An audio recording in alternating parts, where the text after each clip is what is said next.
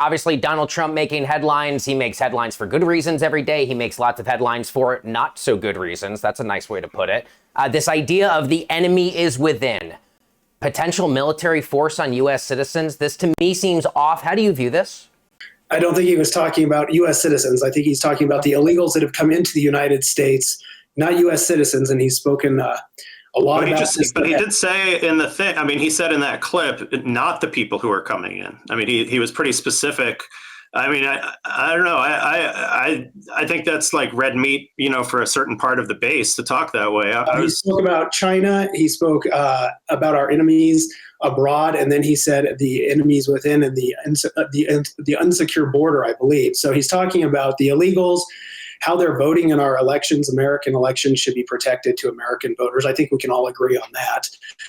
Illegals coming in, 20, 30 million illegals now, which goes into the housing crisis. When you read about Kamala's plan, we wouldn't have a housing crisis if we didn't have these illegals here. So there's a lot of economic turmoil happening due to the immigration problems we face and the border being not secure.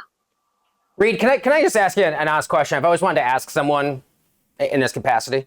Why do you refer to these human beings as illegals? I understand the illegal alien thing. Why not undocumented immigrants? Isn't the idea of isn't there just like a human decency? This isn't like me being some liberal member of the media. I just feel like, isn't there just this cross current of human decency? Why do we have to refer to human beings who obviously the vast majority of these people have come to this country just like all of our ancestors did? My grandfather, your family members came to this country in search of a better life. Why do we have to use that kind of angry rhetoric to describe them? I don't think it's angry. I think we and my ancestors and your ancestors came here legally. We came through a legal way and got here and became U.S. citizens, and we assimilated and we're part of the country. And we have a flow of illegal immigration now coming through our southern border. And these aren't just from Mexico. They're from China. They're from Africa. They're from all over the world coming through our border. And they're illegal. So you can call them undocumented if you'd like. And I think this goes in part to what one of our questions is, the mental health crisis in this country. We rely on identity politics in this country. And it's time to get tough, and it's time to bring actual change and uphold the law in this country. I truly do believe that. So they're illegal for a reason, because they came here illegally. And I think President Trump speaks for the majority of Americans who are feeling the pressure, especially the economic pressure that the Biden-Harris administration has truly brought upon Americans. The last 4 years has just been crippling, especially in middle America is feeling it very hard. These small towns are truly hurting. Speaking of immigration, we have extended sound. This is Vice President Harris in that Fox News interview. Let's take a listen to that. I'll ask you gentlemen about it on the other side. When you came into office, your administration immediately reversed a number of Trump border policies. Most significantly, the policy that required illegal immigrants to be detained through deportation, either in the U.S. or in Mexico. Included in those were a large number of single men, adult men, who went on to commit heinous crimes. So, looking back, do you regret the decision to terminate Remain in Mexico at the beginning of your administration? At the beginning of our administration, within practically hours of taking the oath, the first bill that we offered Congress, before we worked on infrastructure, before the Inflation Reduction Act, before the Chips and Science Act, before the bipartisan Safer Communities Act, the first bill, practically within hours of taking the oath, was a bill to fix our immigration system. Yes, ma'am. It was called the U.S. Citizenship Act of 2021. Exactly. It was essentially a pathway to citizenship for the... Yes, ma'am. May I finish responding, please? But you have to let me finish, You please. had the White House and the House and the Senate, and they didn't bring up that bill. I'm in the middle of responding to the point you're raising, okay, and I'd like to finish. Yes, ma'am. We recognized from day one that, to the point of this being your first question, it is a priority for us as a nation and for the American people. And our focus has been on fixing a problem.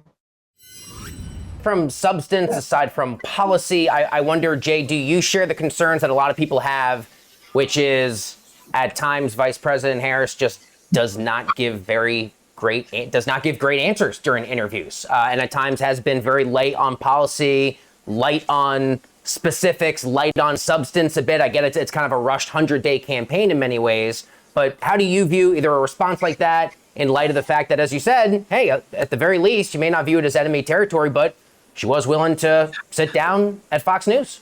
Well, I mean, I don't know. I have the opposite take from you, JD. I mean, she was trying to get too in the weeds. She was being too detailed, right? Her point, which got cut off by Brett, was, we passed this. She was trying to get to the point where we passed this bipartisan bill and then Trump tanked it, right? Which is the factual record.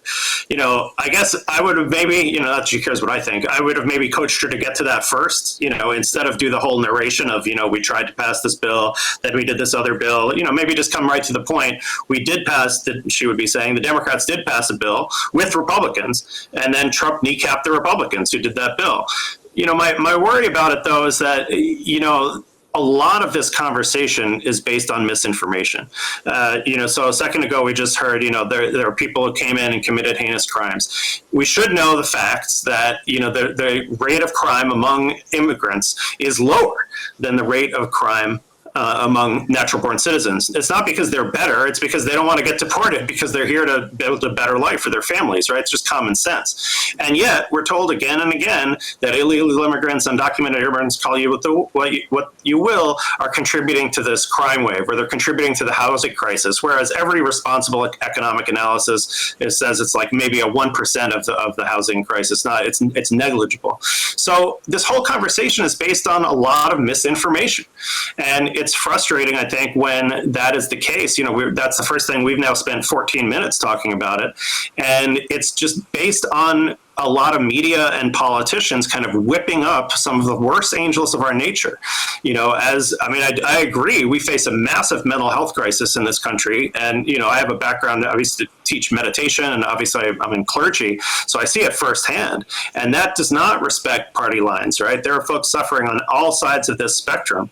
And to me, the irresponsibility of demagogic politicians and opportunistic journalists, maybe suffering from audience capture, to fan those flames with inaccuracies. If you had a feud between the Hatfields and the McCoys, and the Hatfields said, "Oh, these McCoys, they're committing crimes," and then the fact is there were actually more crimes committed by the Hatfields, you would wonder what their motives are. And that's exactly what's happening here with immigration. There are fewer crimes percentage-wise committed by immigrants than by natural-born citizens. So all of this whole thing rests on a kind of false premise. So I read to the point that Jay had mentioned, and I'll give you an opportunity there to respond, Reed. But, as I sit there and we do talk about it a lot, and I think it is worth repeating, Republicans had a bill. James Lankford, this is not a very liberal member of the United States Senate. He took the lead for Republicans for a bipartisan bill. Republicans got a whole lot of stuff in that bill that they wanted. Democrats got a bit of stuff that they wanted. Donald Trump sat there on the sidelines from Mar-a-Lago and said, blow it up because I want to run on this issue. Do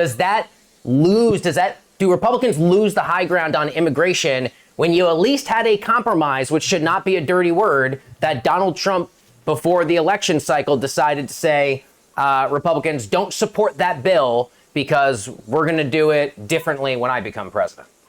Well, no, because the bill still allowed 2 million illegal immigrants to come through the border every single year, which would net the exact same results that we have today.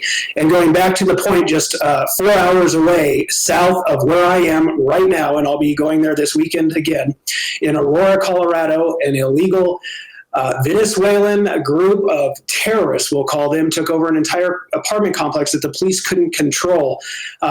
So it hits pretty close to home, the immigration problem right here in Wyoming, even when we have fentanyl pouring through, and every state is now a border state. So when we look at what's actually happening across middle America, small town America, and what's happening across outside of the New York bubble, we'll call it, it truly is affecting Americans all over this country.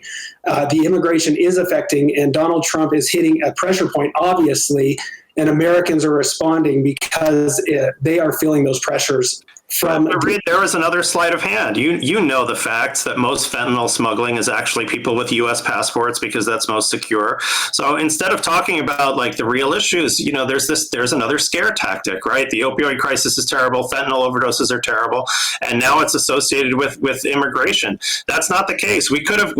First of all, as I'm sure you also know, illegal border crossings are way down in 2024 as well as in 2023. They're now back to where they were in 2020. So, but this seems to be like one of these areas where it's like a fact-free zone.